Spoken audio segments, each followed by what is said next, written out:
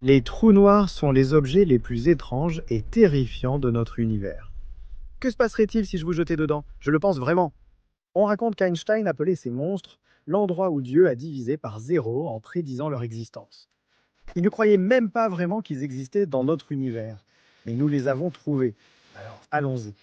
Partons explorer ensemble un trou noir et observons comment les lois de la physique s'effondrent et des phénomènes stupéfiants apparaissent.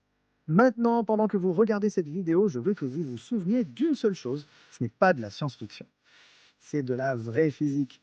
Et parfois, cela peut sembler difficile à croire, mais je peux le prouver. Vous êtes prêts? Lorsque des étoiles massives et extrêmement denses arrivent à la fin de leur vie, elles s'effondrent et ne laissent rien derrière elles. Il n'y a aucune surface sur laquelle marcher, aucune surface physique à toucher. Ce que cela crée est appelé une singularité. Un seul point mystérieux dans l'espace-temps qui serait doté d'une densité infinie et donc d'une gravité infinie. La théorie générale de la relativité d'Einstein nous apporte vraiment une idée révolutionnaire. La gravité n'est pas une force qui agit sur les objets. C'est simplement l'espace-temps lui-même qui se courbe à cause de la masse d'un objet. Cela explique parfaitement comment nous sommes en orbite autour du Soleil, et peut-être plus intéressant encore, pourquoi les trous noirs sont noirs. Comme je l'ai mentionné, en observant ce trou noir, il n'existe pas de surface noire physique dans l'espace. La singularité cachée à l'intérieur est simplement si dense que l'espace-temps est tellement déformé qu'il crée un puits aux parois verticales. Cela rend impossible pour quoi que ce soit, même la lumière, de s'échapper. Parce que pour s'échapper d'un objet avec une telle gravité, il faudrait aller plus vite que la vitesse de la lumière, ce qui, comme nous le savons tous les deux, est impossible. Quand Einstein a vu ce résultat, il n'était pas convaincu que la nature permettrait à quelque chose d'aussi absurde d'exister. En 1939, il a publié un article affirmant que l'idée d'une étoile s'effondrant en singularité n'était pas convaincante et ne survenait pas dans notre univers. Ironiquement, cette même année, Oppenheimer, oui ce Oppenheimer-là, a publié un article avec le physicien Hartland Snyder qui prédisait que les étoiles pouvaient réellement s'effondrer sous leur propre gravité pour former un trou noir. Le meilleur avec les trous noirs, c'est que n'importe quoi peut en devenir un, et je le dis littéralement, même toi. Karl Schwarzschild, physicien allemand, fut le premier à trouver une solution exacte aux équations de champ d'Einstein. C'est simple et beau d'une façon. Cela signifie simplement que tout objet de masse m, qu'il s'agisse d'une étoile, d'une planète ou d'un petit humain, peut devenir un trou noir s'il est comprimé pour tenir à l'intérieur de ce rayon de Schwarzschild R. Prenons notre Soleil par exemple. Si vous comprimiez toute la masse du Soleil dans une sphère d'un rayon de seulement 3 km, vous obtiendriez un trou noir. Et la Terre? Eh bien cela correspondrait à une sphère d'un rayon d'environ 9 mm, à peu près de la taille d'une bille. Un être humain, en revanche, devrait être compressé à une taille incroyablement petite, bien plus petite qu'un proton. Mais si tu devenais aussi petit, tu serais un trou noir. Je remercie brièvement le sponsor de cette vidéo, Odoo.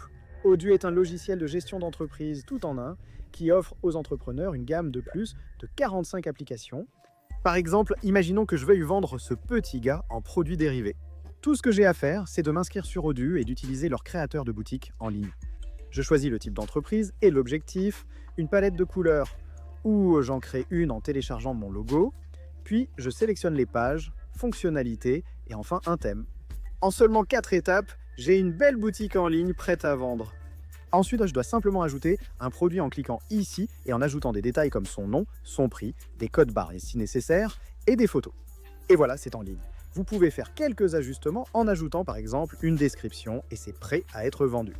Le mieux, c'est que pour votre première application, vous l'aurez gratuitement à vie, avec hébergement support illimité et un nom de domaine personnalisé offert pendant 1 an. Pour créer votre boutique e-commerce gratuite, cliquez sur le lien en haut de la description. Merci à Odoo pour le sponsoring de cette vidéo. Je pense qu'il est temps de vous envoyer dans un trou noir. Mais lequel choisir? On pourrait en choisir un petit comme celui-ci, mais ça semble ennuyeux. Allons voir plus grand. Que pensez-vous de ces géants? Ces trous noirs ont des horizons des événements plus grands que notre système solaire tout entier. On parle de milliards de soleils en termes de masse, mais c'est trop. Pourquoi ne pas en choisir un peu plus proche de chez nous? Sagittaire à étoile. le trou noir supermassif au cœur de notre propre galaxie, la Voie lactée.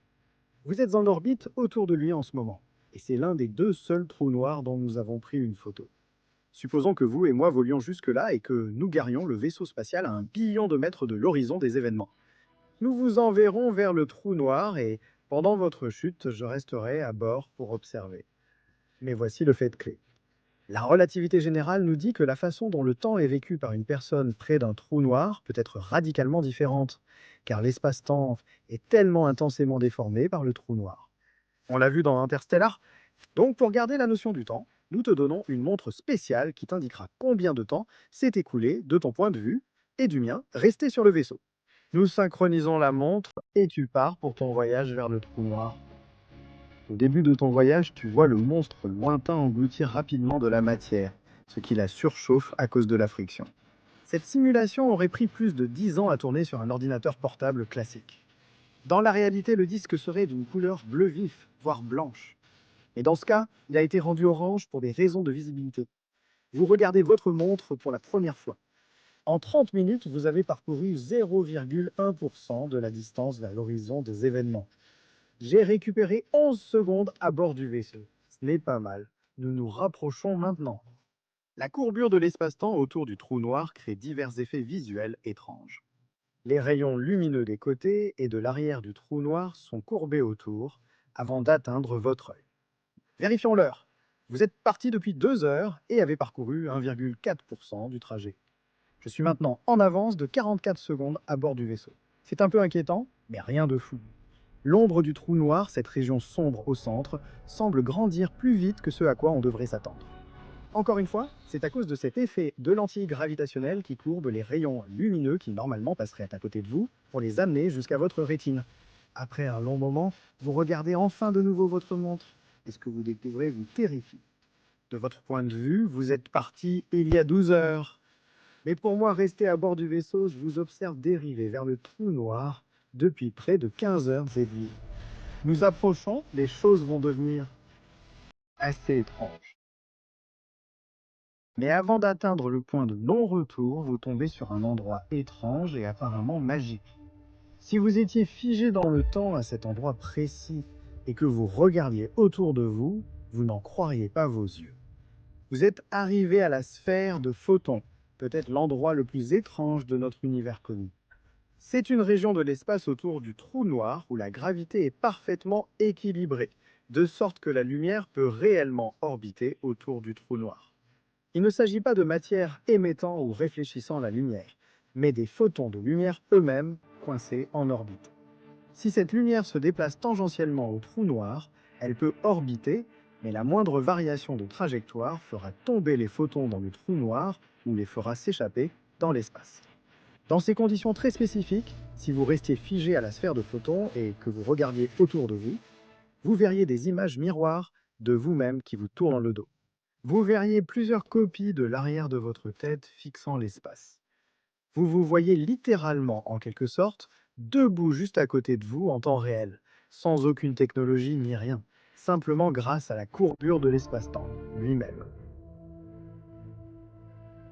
C'est là que tout devient fou. En poursuivant votre voyage, vous vous rapprochez vraiment de l'horizon des événements. Nous avons dépassé la sphère des photons, le trou noir occupe plus de place dans votre champ de vision que prévu. On a un peu l'impression d'être englouti par les ténèbres. C'est parce que l'obscurité est déformée autour de vous, vous montrant l'arrière et les côtés de l'ombre du trou noir, en plus de la partie qui serait normalement visible pour vous dans un espace-temps plat. Vous êtes maintenant parti depuis 13 heures et dans 24 minutes, vous franchirez l'horizon des événements. Mais depuis le vaisseau, j'observe votre voyage depuis presque 20 heures entières maintenant. 18 minutes plus tard, vous vérifiez à nouveau. Et maintenant, je vous observe depuis presque 40 heures. Les 18 dernières minutes pour vous ont duré 18 heures pour moi. Et enfin, c'est le moment. 6 minutes plus tard, vous traversez l'horizon des événements du trou noir. Vous fermez les yeux, prenez une profonde inspiration et regardez votre montre. Mais elle semble être cassée. Elle indique que je t'ai regardé tomber pendant une durée infinie. Mais elle n'est pas cassée. La physique est correcte. Je t'ai observé des décennies durant te rapprocher lentement de l'horizon des événements. Je te vois finalement subir un décalage vers le rouge, ce qui m'oblige à utiliser un télescope infrarouge pour te voir. Je ne te verrai jamais traverser l'horizon des événements, même si je vivais éternellement. Les 6 dernières minutes de ton voyage durent littéralement une éternité pour moi. Rester à bord de notre vaisseau. Je sais que cela paraît être de la science-fiction ou un fantasme, mais ce n'est pas le cas. Ça découle directement des équations d'Einstein. Maintenant, tu es à l'intérieur de l'horizon des événements. Alors, que se passe-t-il ici? Étonnamment, il serait difficile de savoir quand tu passes l'horizon des événements. Tu peux toujours regarder vers l'univers, voir des étoiles lointaines et même voir notre vaisseau flotter là-bas dans l'espace. Mais toute cette lumière, tout comme toi, est désormais entièrement destinée à se diriger vers la singularité. Tu as dépassé le point de non-retour, ce point de densité infinie où nos lois de la physique s'effondrent et où le temps s'arrête tout simplement. Échapper à la singularité exigerait de dépasser la vitesse de la lumière, ce qui est impossible. Une idée reçue courante est que si vous regardiez l'univers, cet effet intense de dilatation du temps vous permettrait de voir toute l'histoire future de l'univers se dérouler sous vos yeux. Ce n'est tout simplement pas vrai. À cause de l'aberration, en approchant de la singularité, l'univers extérieur paraît comprimé en un fin anneau.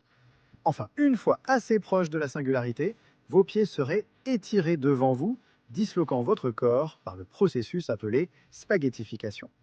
Vous et le trou noir ne faites plus qu'un, errant ensemble dans l'univers pour l'éternité.